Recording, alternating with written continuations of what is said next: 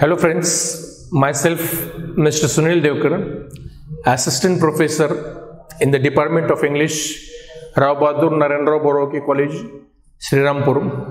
Today I am going to deal with Shakespearean sonnet, sonnet number 3, which has been prescribed at SYBA level for the paper, special paper 2nd, Appreciating Poetry. First of all, I will turn to William Shakespeare. He was a representative poet of Elizabethan age. He wrote 154 sonnets, 37 plays and 2 poetries. As a dramatist, we know he has written tragedies, comedies, romance plays, problem plays. Here he has that, as we know, he has written 154 sonnets. First 126 sonnets, they are addressed to a fair youth. Who is this fair youth? In his writing, he has just expressed as this fair youth is WH. WH or fair youth, we may say. This fair youth is none another but WH. It's a great question mark. Who is he? In a sense, who was that means what is the relation between WH and William Shakespeare? And the remaining sonnets from 127 to 154, they are addressed to a dark lady. So as this sonnet number 3, the title itself it is given as sonnet number 3. It is addressed to WH, a fair youth. Related to Shakespearean sonnets, we know sonnets, initially the Greek, they wrote sonnets, or the Petrarchan sonnet. Initially the Petrarchan sonnet, the division we know, it is octave and sestet, and in between there is a break. It is called as volta in Petrarchan sonnet, or it is also named as Italian sonnet. The rhyming scheme of Italian sonnets, it is ABBA, CDC. That is the rhyming scheme of Petrarchan sonnet, or we may call it as Italian sonnet. At the other side, when we come to English sonnets, so in English sonnets, they are also identified as Shakespearean sonnets. And the rhyming scheme of Shakespearean sonnet is ABAB, CD, EF, GG. 3 quatrains followed by a couplet. 3 quatrains means 4 stanzas of 4 lines. So each stanza is of 4 lines. First 3 stanzas, the structure it is, that means each stanza it has 4 lines, and that's why it is called as quatrain. 3 stanzas or 3 quatrains followed by a couplet. Couplet, a stanza of 2 lines. So that is the structure of Shakespearean sonnet, and the rhyming scheme it is ABAB, CD, EF, GG. The summing up, development of thought, it is in the first 3 stanzas, and summing up it is in the final couplet. So that is the structure of Shakespearean sonnets. So here if you see in this sonnet also, the rhyming scheme is the same, ABAB, CD, EF, GG. It is written in iambic pentameter. So pentameter, meter, it is the music in between the lines. So he has followed which technique? The music in between the line, it is iambic pentameter. Now I will turn to the sonnet. So the sonnet, it is also called as procreation sonnet. Procreation, it is related to the posterity of human race. It is related to the posterity of human race. So before starting with this sonnet, I will turn to one story, Greek story, a Greek mythological story. What is the story? In that story, so we know, we are familiar with narcissist theory, or we know what is the term narcissist. Narcissist means who? A person who is egoistic is called as narcissist. An egoistic person is called as narcissist. One who feels that I am great. No one is, that means no one can compete with me. No one can compete with me, and he has self-respect, self-ego for himself. So that attitude, it is called as narcissist attitude. So where from this term, or you can say this narcissist theory, it came? So it is related to the story. So what is the story? So Narcissus, or the story of Narcissus. So who was Narcissus? He was the son of a river. He was, that means in those days, male or human beings, men, they were called as beautiful.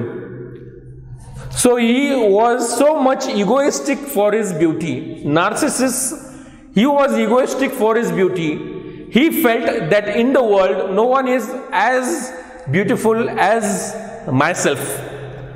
So that means whenever he was walking in the forest or wherever he was going, naturally, he was feeling proud for himself, for his own beauty, for his own image.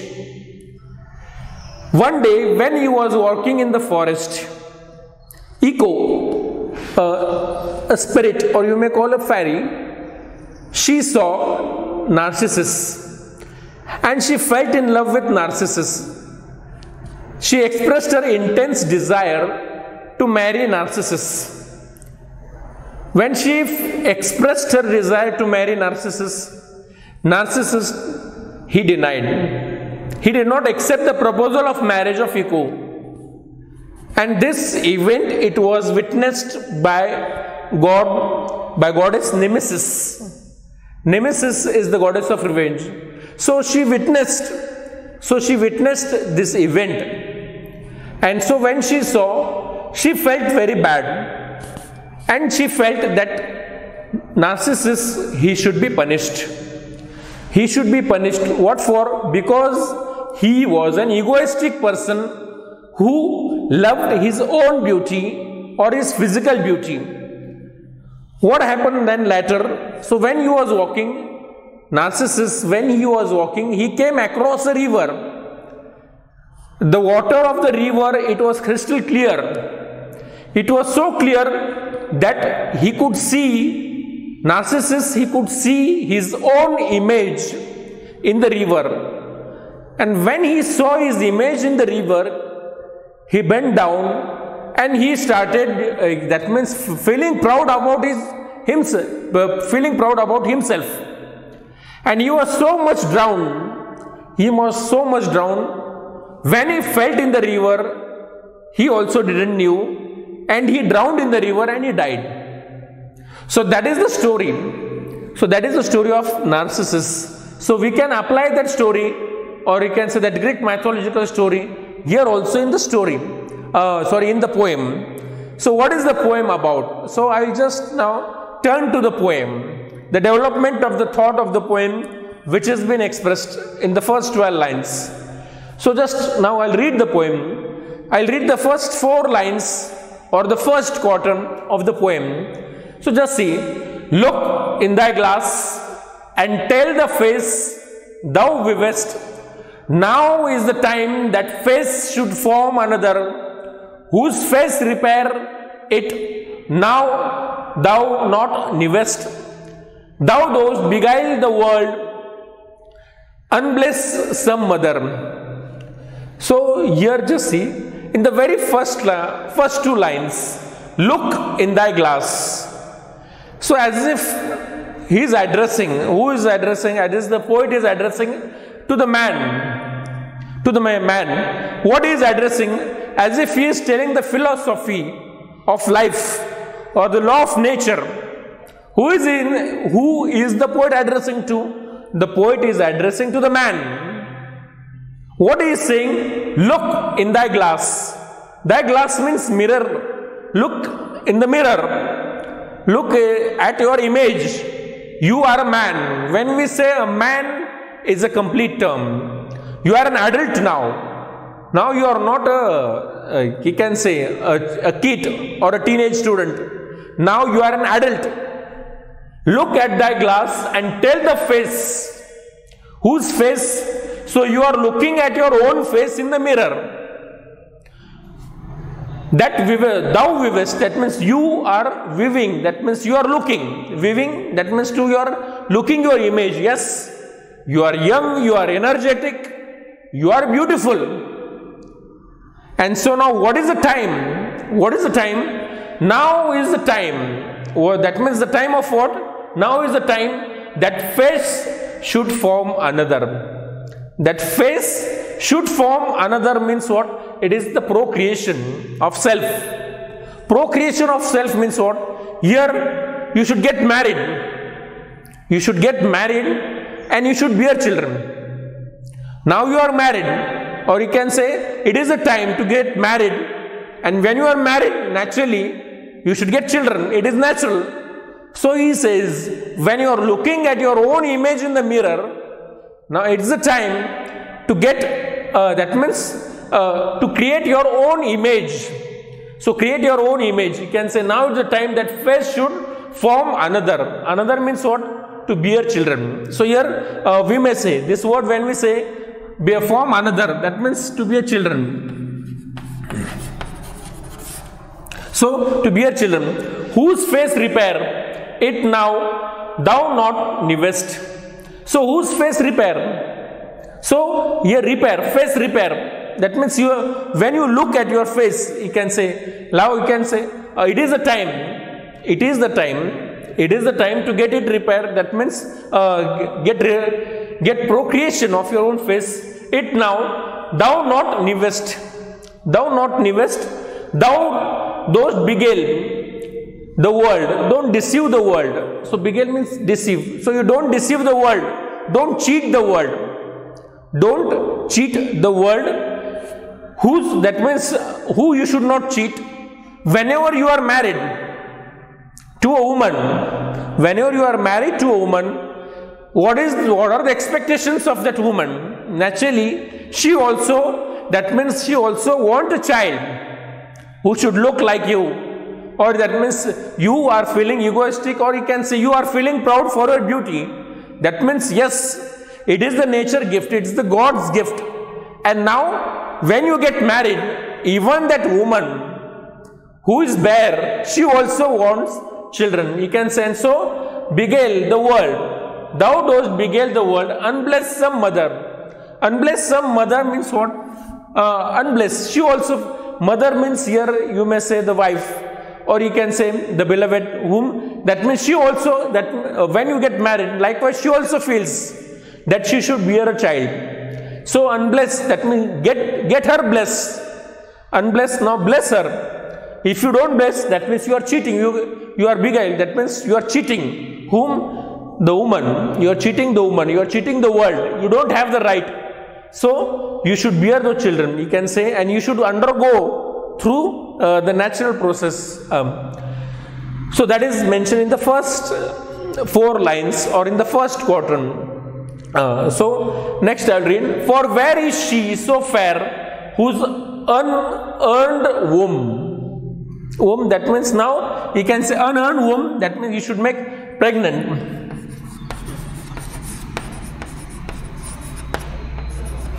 Unearned womb. So where she is so fair. Yes, she has also married you. That woman, she has also married you. Yes, she is also fair. She is also beautiful. And she has an expectation. What? To get child. That means unearned womb. That means which is now in her womb she is not pregnant. But she also want to be pregnant. So likewise you don't have the right. So for where she is so fair, whose unearned womb disdain the tillage of the husbandry. Husbandry, here in a sense, it is, that means the physical love, you can say. So disdain the tillage, so it is just like cultivation, cultivating a farm in a similar manner. Now you are married and now you should be able to cultivate your, that means cultivation here in a sense. Likewise, you should give birth. You should give birth, or you can say that generation it should be that it should continue. The generation should continue. Disdain the tillage of thy husbandry, or who is he so fond will be the Tom, or who is so fond. If you naturally, that means at this stage when you are not ready to marry, what will naturally happen? So you will naturally go, that means you will be buried, and the generation, it will stop. The next generation, the coming generation, it will stop, and we can say that is called as posterity. So, or who is he so fond will be the Tom. He can say, like you will be dead, and your tomb will be erected. And there will be a full stop of your generation. So for that, or his self-love, because of what? Because of self-love. What is self-love? Self-love is ego. So that means you only love yourself. You are not bothering for the feelings of others. So you are not bothering about the feelings of others. So to what? Why you are not bothering? To stop posterity. You have no right to stop that posterity. So that this generations. So posterity, it is continuity of generation. So the generations should go. That means father, that grandfather, father, son, so grandson. So this generation. So that means the generations, they should continue. So there should not be a break. There should not be a break. It is a natural process. So your self-ego, it should be kept aside, and it should go on. So it should go on, and which has been mentioned in the second stanza. So I just read for where is she so fair, whose unearned womb? There is someone who naturally, who want to marry you and want to bear children's, or disdain the tillage of thy husbandry. So of thy husbandry, that means get married and likewise bear children. So of your husbandry, that means after marriage, you can say you will bear children. Or who is he so fond will be the Tom of his self-love. So one who is not bothering about other feelings, the generations will stop. It will be, what will come across? The ego will come across. So try to respect what? The posterity. That means the generations, they should go ahead. The next generation, naturally, it is your procreation. So I'll turn to the next stanza, third stanza. Thou art thy mother's glass, and she is the calls back the lovely April of her prime. So thou through windows of thine age shalt see, despite of wrinkles, this thy golden time. So what we have been told here? Thou art. So just see, thou art thy mother's glass. Who are you? You are a man. Who are you? That means how you came in this world. It is all because of your mother. So mother saw, that means it is all because of your mother. You are here in this world.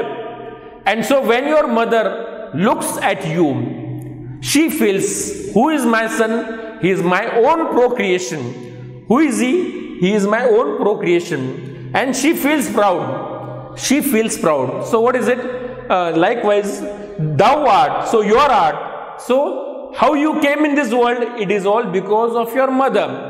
Glass is the image. Who are you? You are the image of your mother. She is the calls back the lovely April of her prime. And when she looks at you, who? Mother. When she looks at you, she feels very proud. She is happy. And looking at you, she remembers her happy days. The happy days here, they are mentioned as lovely April of her prime. Prime means youth. When she was young, she remembers her what? Her lovely April of her prime. And she is happy. And that's why she is happy. Why she is happy? Because she is looking at her children. She is looking at that man. So he is young, he is beautiful, he is energetic, he is thoughtful, he has all the qualities. She is proud, and looking at her own children, she remembers her own April prime days. Her own April prime days. So that would be the vision of a mother when she looks at her own child. It is the procreation of a mother, and she is happy. She is blessed. And that's why you too. So the poet is addressing you too as a man. So thou through windows of thine age shalt see. Through windows, tomorrow, window is where you can say, where, what is the symbol of window? Window is a symbol of knowledge, window is a symbol of your past, window is a symbol of your future.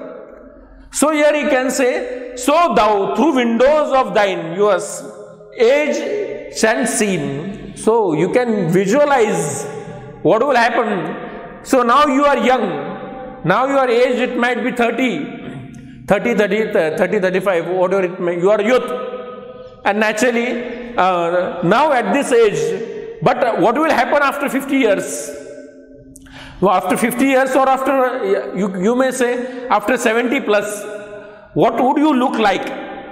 Despite of wrinkles, what would be on your face? There will be wrinkles. So now you are proud for your physical beauty. But what is beauty? Beauty is temporary. Beauty is temporary. Your ego is temporary. Power is temporary. It will dissolve. It will not last for a long time. That's why what we should do, we should know the laws of nature.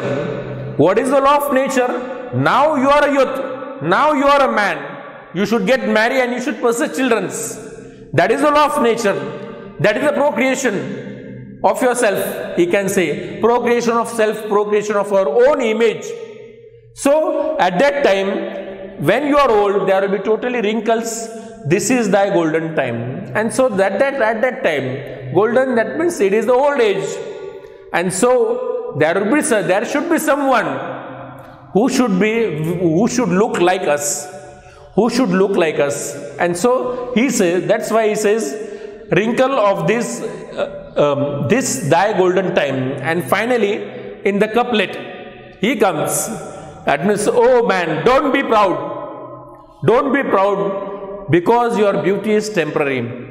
And this is the time when you should get married and you should have children. So that's why he says, but, this conjunction, but, if thou live remembered, not to be. If you want to be remembered, your life, if it should be remembered, what should be there? Thy single and thine image dies with thee. That means if you don't get married, what will naturally happen? Your image. What is that means your image. Whose image? Thine means your image. Your image, your beauty, everything, it will die. So, die single. That means if you don't marry, you are single. So if you get that, at that time, what will happen? You will die, and with yourself, what will die? Your image, that means image will also dies with thine, with you. That means you did not got married, and what would naturally happen? What would be the end? There will be a full stop of your life. In a sense, of your life means what? There will be no one after you. The next generation, the second generation, the third generation, no one will be there. So, these two lines, I'll read those lines again, the last two lines, they give us, that means the solution. But if thou live remembered, but if you want to live remembered, not to be, die single. If you don't want to live remembered, die single, and thine image dies with thee, and you will also die with it. So just see, that means in a sense, such kind of philosophy. So Shakespeare, in many different of his poems, his another poem, All the World is a Stage, it is also a philosophical poem. There also he speaks about the entry and exit of the world. One who comes to birth has to die. In everyone's life, there is one entry, that is birth, and exit, that is death. So in between this entry and exit, we should know our own identity. Who am I? You have to play different role. So you have to play different role. So from an infant, from a lover, soldier, adult, pantaloon, and finally oblivion, and finally you die. So that is when, that means that theme, it has been mentioned in his poem, All the World is a Stage. So here in that, we may say this is also one stage which has been mentioned. Which is this stage? This is a stage of an adult. And what are the responsibilities of an adult or a young man? He should get married. He should get married, and he should think of his own image. His own image is the posterity. It is the next generation. And without that, there is no happiness. And if you die single, there will be no one. There will be no one who would be of your own image, and it would be worthless life.